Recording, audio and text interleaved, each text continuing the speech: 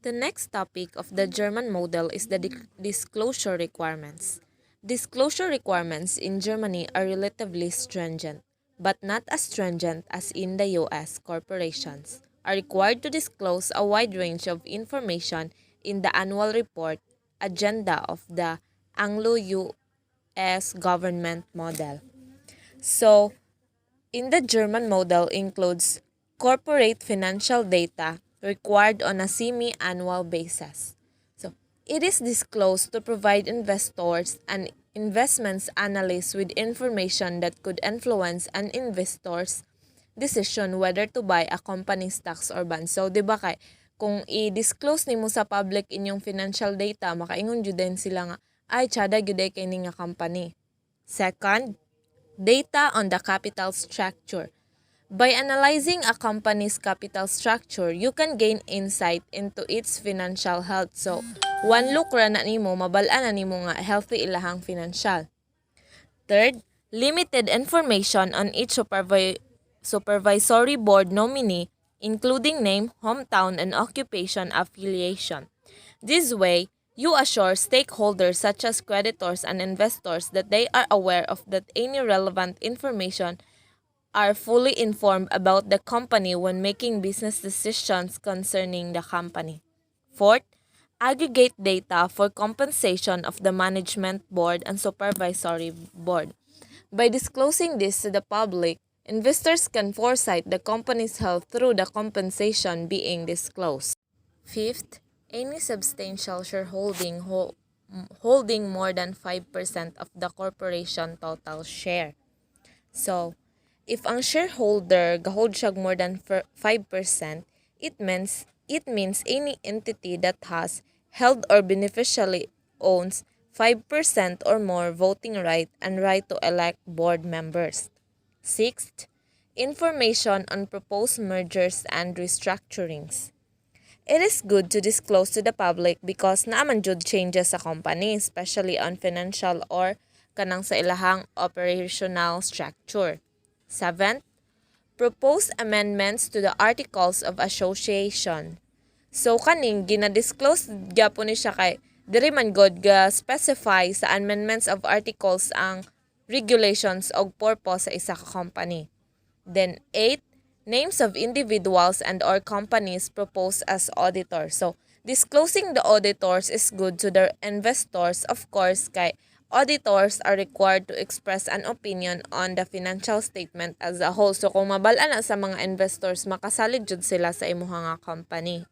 So mauna ang mga disclosing requirements sa German model. The disclosure regime in Germany differs from the US regime, generally considered the world's strictest in several notable ways. So these include number 1, semi-annual disclosure of financial data compared with quarterly disclosure in the US. So dire di ba makita man nato nga dito sa number 1 sa disclosure requirements sa German model kay semi-annual basis sila, while sa US quarterly ang ilahang pag-disclose. Then second, aggregate disclosure of executive compensation and supervisory board compensation compared with individual data on executive and board compensation in the US. So, kung sa German model, executive compensation and supervisory board, while sa US, individual data sa executive. So, dili siya compensation. Then, sa board radayon nga compensation. Third is no disclosure of share ownership of members of the supervisory board compared with disclosure of executive and director stock ownership in the US. So, sa German model, kay wala man nila gina-disclose ilang share of ownership sa members, while sa US, gina-disclose nila ang stock ownership sa executive o sa director. Fourth, significant differences between German accounting standards and US GAAP. So, sa German, ilang ginagamit is German Accounting Standards or HGB or Handelsgesetzbuch. So, kani siya, this includes the governance on the registration of companies in Germany and in the ordinances they must adhere to. So, while sa US, GAAP ang ilaha or generally accepted accounting principles ang ilang ginagamit, in which iyang purpose is to ensure that financial reporting is transparent and consistent from one organization to another. One key accounting difference in Germany is that corporations are permitted to amass considerable reserves. These reserves enable German corporations to understate corporation their value. This practice is not permitted under US GAAP.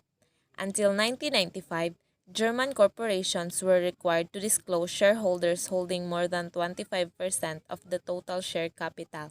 In 1995, this threshold was lowered to 5%, bringing Germany in line with the international standards. Corporate actions requiring shareholder approval. The routine corporate actions requiring shareholder approval under the German model are allocation of net income, ratification of the acts of the management board for the previous fiscal year, ratification of the acts of the supervisory board for the previous fiscal year, fourth, election of the supervisory board, and the appointment of auditors. Approval of the acts of the management board and supervisory board are basically a seal of approval or vote of confidence. If shareholders wish to take legal action against individual members of either board or against either board as a whole, they refrain from ratifying the acts of then board for the previous year. In contrast, with the Anglo-US and the Japanese models, shareholders do not possess the authority to alter the size or composition of the supervisory board. This determined by law. Other common corporate actions which also require shareholder approval. First is the capital authorization. So, automatically recognize preemptive rights unless revoked by the shareholder approval. So, need ni siya og right. Second, affiliation agreements with subsidiaries. So, the relationship between two companies or iyahang subsidiaries in which nga kanang need gyud sila og shareholder approval. Third, amendments to the articles of association and or charter. So, example to this kay kanang is a change of approved business activities. Then fourth, increase of the aggregate compensation ceiling for the supervisory board. So, kinahanglan gyapon na siya og kanang shareholder approval kay of course kanang mag-change gud mo sa compensation sa supervisory board. Non-routine corporate actions which also require shareholder approval include mergers, takeovers, and restructurings. Shareholder proposals are common in Germany. Following announcement of the agenda for meeting, shareholders may submit in writing two types of proposals. So, these are the shareholder counter proposal and shareholder proposal request. So, shareholder counter proposal opposes the proposal made by the management board and or supervisory board in an existing agenda item and presents an alternative. So, for example, a counter proposal would suggest a dividend higher or lower than the proposed by the management board or an alternative nominee to the supervisory board. So, muna siya ang example sa shareholder counter proposal. Then, ang shareholder proposal request is the addition of an issue not included on the original agenda. So, for example, ani kay alternate nominees to the supervisory board, authorization of a special investigation or audit, suggestions to abolish voting rights restrictions, and recommendations for changes to the capital. So, makita na to ang kalahian sa duha no. Ang counter proposal kay ga-oppose siya while ang kanang shareholder proposal kay gadungag siya.